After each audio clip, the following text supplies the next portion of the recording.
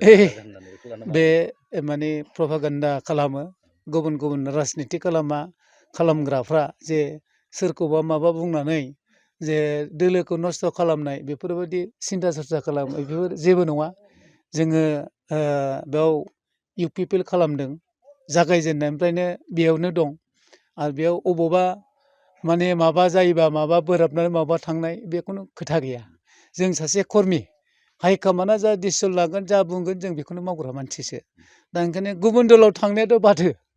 गुबुन दलखौसो जों सोगासिनो दं दा नोंखायनो बाव खुनु गोनो गोथो गैया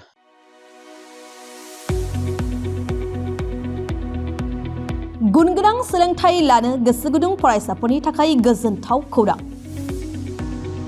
क'क्राझारनि बालागाव सेन्ट आन्स कलेजाव 2025-26 बोसोरनि थाखाय गोदानै मुं थिसननाय हाबाफारिया जागायबाय एचएस थाखोआव आरो FYUG थाखोआव फरायसाफोरनि गोदानै मुं थिसननाया सोलिगासिनो दं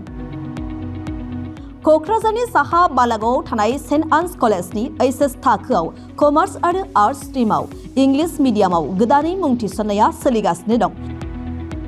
आरो बेजों लोगोसे FYUG एबा 4-year आन्डार ग्रेजुएटनि थाखायबो कमार्स आरो आर्ट्सआव गोदानै मुं थिसननायाबो जागायबाय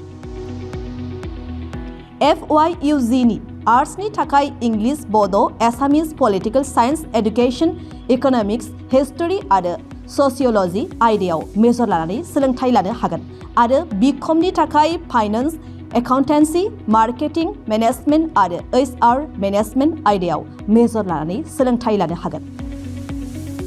गुनगोनां फोरोंगिरिफोरनि सोलोंथाइ होनायजों लोगोसे बेवहाय बायदि उफ्रा सोलोंथाइबो होनाय जायो जेरै computer class spoken English course आरो गुबुन सार्टिफिकेट कोर्सफोरनिबो सोलोंथाइ लानो खाबु होनाय जायो बे कलेजाव स्पर्ट्स फेसिलिटिज लाइब्रेरी फेसिलिटिज वाइफाइनि फोनांजाब राहाजों इन्टारेक्टिभनि राहा आरो smart board classroom air condition computer lab आरो बेजों लोगोसे माखासे फरायसाफोरनो रिमिडियल क्लासनिबो खाबु होनाय जायो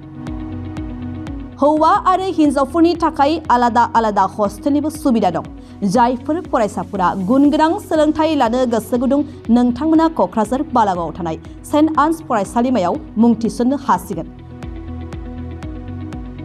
गोबाङै मिन्थिबावनो थाखाय नैबे जानबुं एबा कन्टेक्ट नं 6003786924 आव जगाजग खालामदो एबा सुलाद लाहरनो हागोन